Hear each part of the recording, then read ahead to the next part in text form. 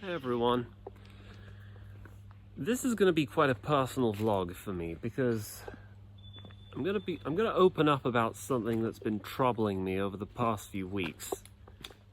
And in all honesty, there have been numerous times throughout my life where I felt like this before, but I haven't quite found the right way to express it. In a nutshell, it's this. I don't actually know what kind of person I am. I feel like I have an unsteady and insecure bedrock of values, personality traits, and ideas that altogether constitute my identity as a person. And I experienced something, a couple of things recently, which made this apparent to me. So the first thing that happened was, I think it happened probably a few weeks ago now. I was talking with an online friend on Discord, and it was a girl, by the way, and she casually informed me on one occasion that she was in a relationship with a trans boy or a trans man. Now, I've already made my views on LGBT and transsexualism clear in a different video. I said I thought it was a mental illness. It's not the kind of lifestyle that I support. It's not the kind of thing that I appreciate. Of course, I made it very clear that I didn't think it was acceptable to laugh at them or, make callous jokes of somebody's inner mental turmoil, especially in the context of having committed suicide. I made that very clear in my video. But on the whole, I don't approve of or tolerate that kind of thing. But when I found out this information about her, and she asked me, "You don't have a problem with trans people or LGBT, do you?" I lied to her. I said, "No, of course not. Of course I don't have a problem." And why did I do that? Well, it's relatively simple, and yet it isn't. You see, the simple answer is, I didn't want her to abandon me. I didn't want her to stop talking to me, because I knew that if I explained the truth about what my actual views were on LGBT and on being in a relationship with a trans person, my thoughts that it's a mental illness and such, she would be disgusted and outraged, and she'd never want to speak to me again. And I've had this happen to me a number of times before. There have been a number of times throughout my life where I've casually let slip my real thoughts or views on one matter or another, which at the time I didn't realize were controversial or offensive to some, resulting in them feeling outraged and telling me they could never speak to me again. And I still feel the scars even now. There was one particular occasion where that happened years back, I think in 2021, and I still haven't forgotten it. It was a conversation with somebody over the matter of eugenics, and at the time, drawing on my own personal experience, back then I was still very much an advocate for eugenics in the same way that I am now, but this person came from a country where it was common practice to up until recently, to sterilize mentally or physically unfit children. And eugenics was widely practiced in their country up until recently. So what I believe happened is they felt personally attacked by my stance, and they told me they could never speak to me again. They told me to go F myself. Now, there are some who would say, fair enough, right? If that's how your friends react when they hear what your thoughts are on certain things, well, then you don't need them in your life. Get rid of them. Cut them out. You can only be your real self around people who are open-minded and who can actually tolerate and look past the political divide.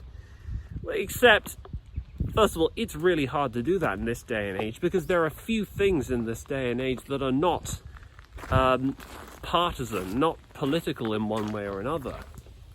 It's very difficult to meet with another person in the middle. We all saw this happen, by the way, especially in the wake of the death of Charlie Kirk, because it became apparent that there's really only two sides to this debate. You're either on the side of the people who wanted Charlie Kirk dead, or those who applauded or celebrated his death or made snide jokes about it, or you're on the side of free speech or basically the Christian right broadly around the world, or the nationalist right. But yes, we're living in an age of division, of great political bifurcation. So it's not really easy to encounter people. It's not always easy to encounter people who are willing to meet with one another in the middle. Those people do exist, I'm sure, but I sometimes have trouble meeting up with them. But then there's another matter, another issue pertaining to this woman and why I lied to her face. It's that what I've come to discover about my views on politics, my outlook on life, it's that my views are, well, they're quite flexible. They're not fixed. They're not constant across all time and context. In fact, my political views and my outlook, my Weltanschauung, it changes sometimes depending on who's listening, or who I'm speaking in the room with. If I sense, for instance, that I'm going to be speaking to people who will not react favorably to what my views would be otherwise in a different context, perhaps when I'm alone or when I'm on the internet watching a video about politics or whatever, then I will not only avoid or dissemble or equivocate about what my real views are. In fact, my actual position will change. I think it's done partly to make them react more favorably to my message, to make them like me more. But I think it's more than that. I think I have the political views of a weather vane sometimes. That's how it feels. It feels like I don't really have a sort of anchor. And this isn't just true by the way of politics, but I think it's true of a lot of things.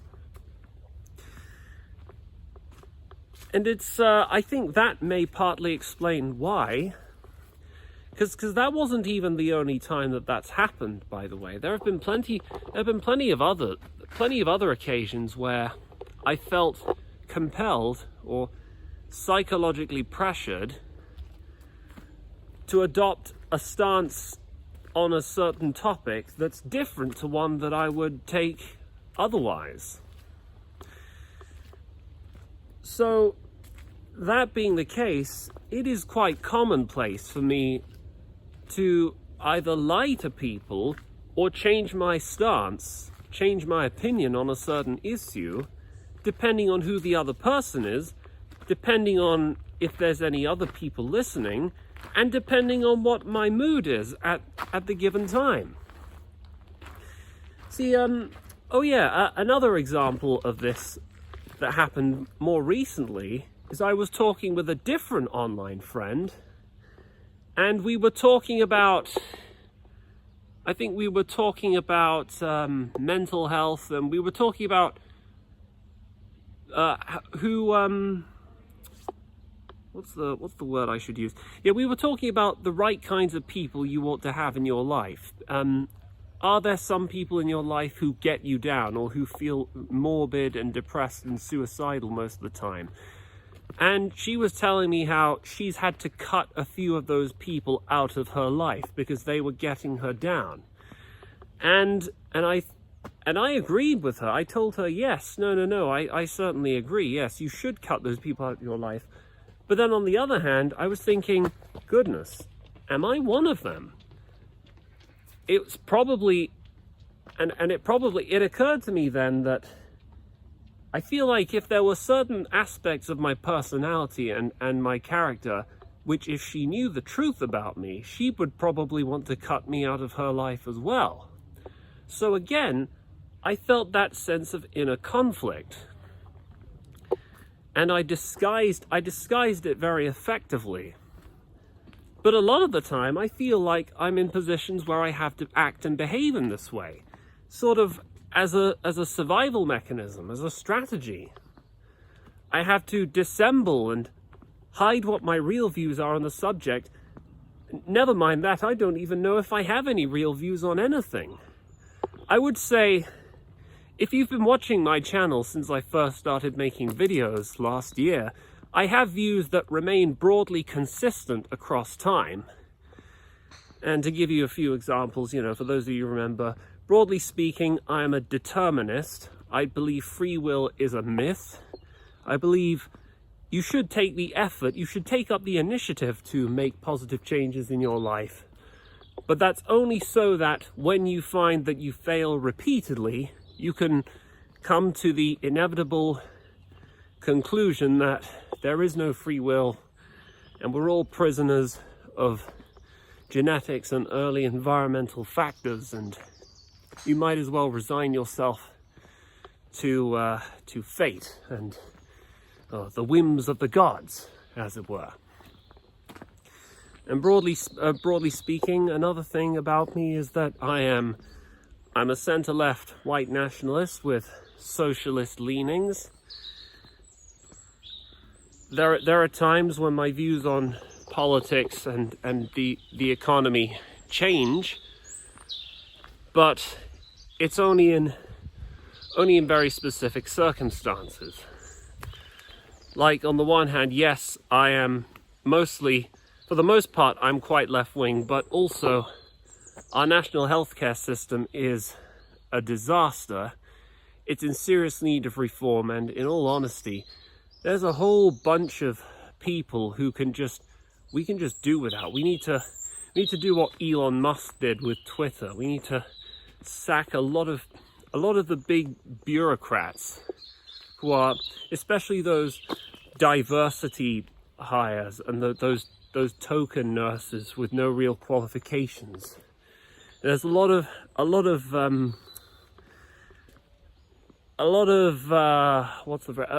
careers and a lot of, I don't know what the technical term for this is, but there's a lot of streamlining that needs to be done. And this, talking about the NHS in this way doesn't make me sound like a socialist. It makes me sound more like a libertarian, or it makes me sound more right-wing. But anyway, for the most part, I am economically left and I am socially very right-wing. And I don't even think my views are that extreme. It's just that my views are sort of a reaction, an intense reaction to a world that has gone completely mad,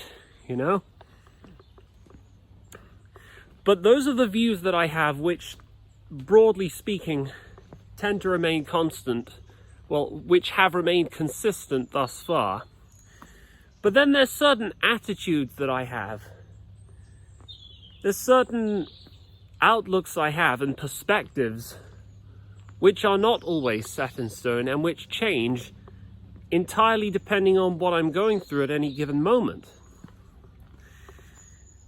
I have noticed, for instance, that when you're experiencing a deep depression, when you're in the middle of a mental health episode, and I'll talk about depression because I don't really have any experience in, schizophrenia or psychosis, very little with psychosis or bipolar disorder. But in the case of depression, I've noticed that it's not only your mood that changes. It's not just your personality, not just your behavioral mannerisms, the fact that you become increasingly more tired, the fact that your appetite changes, the fact that you physiologically you become more slothful and You make less of an effort to take basic care of yourself. I've also noticed that your outlook on life changes as well. Your views on a lot of things change. You become a lot more fatalistic. You become more deterministic. You think that everything is meaningless. You think that there's absolutely no God, or there's no afterlife. You become more nihilistic. And one thing I should make clear is that while I am, broadly speaking, determinist, and I haven't really given my views on religion before, but I should probably do a video on that, but I would describe myself as an atheist. I don't believe in God. While I do have those opinions, they become more intense. And yes, and the thing that I would say, I'm not a nihilist. See, while I do think that life is meaningless in a sense, you kind of owe it to yourself to find out what the meaning is, because you only get one shot at it. But when I'm in an episode of deep depression, when I'm deep in the dark pit of despair, that all goes away. That changes too. I start having dark, violent thoughts and fantasies about lots of things. You know, ending my life, or even becoming a politically motivated extremist, throwing my life away for a cause which I believe at the time will allow me to throw my life away, but in pursuit of a noble cause which will provide my life with meaning. Assassinating an evil, corrupt political official, or in some cases, even committing mass murder.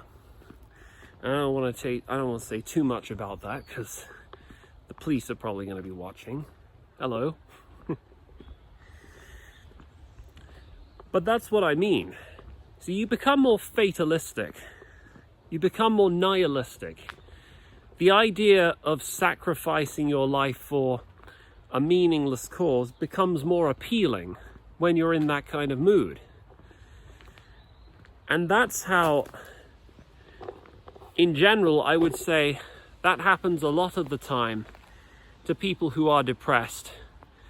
And it certainly happens to me, and that's why a lot of the time I don't feel quite secure in my identity as a person. I have really low self-esteem. I don't like putting people in a situation where, I don't like putting myself in a situation where if I'm aware, I can turn people against me.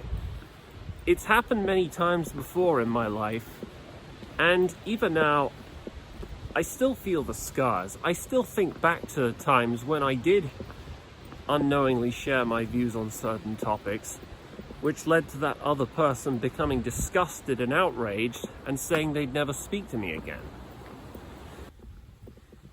So I guess what I'm trying to say is, I don't think I have any real moral principles.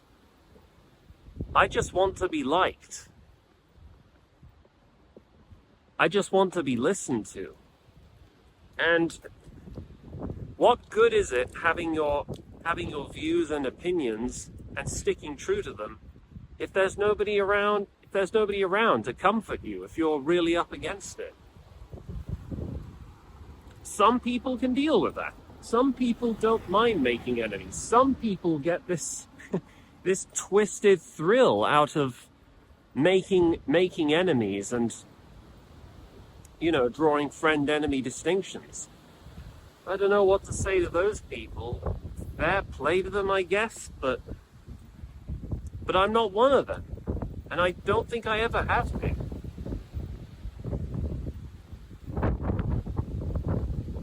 And I think this connects a lot with the video I made about hypocrisy. It's why I don't really think there's a problem with being a hypocrite. It's like, yes, I have opinions that don't make sense. Yes, sometimes even I don't know where I stand on certain issues, but I'm just a person. I'm vulnerable. I don't want to be hated. I don't want to put my life in danger at times. And I want to be as open and as honest about myself as I feel like I'm allowed to be in certain situations with people who I feel that I can trust. And the risk of having that trust broken, the risk of having people turn away from me or having said something that puts them off, that rubs them the wrong way, that risk is, it's something that I factor into almost every day-to-day conversation, and it's something that I consciously try to avoid.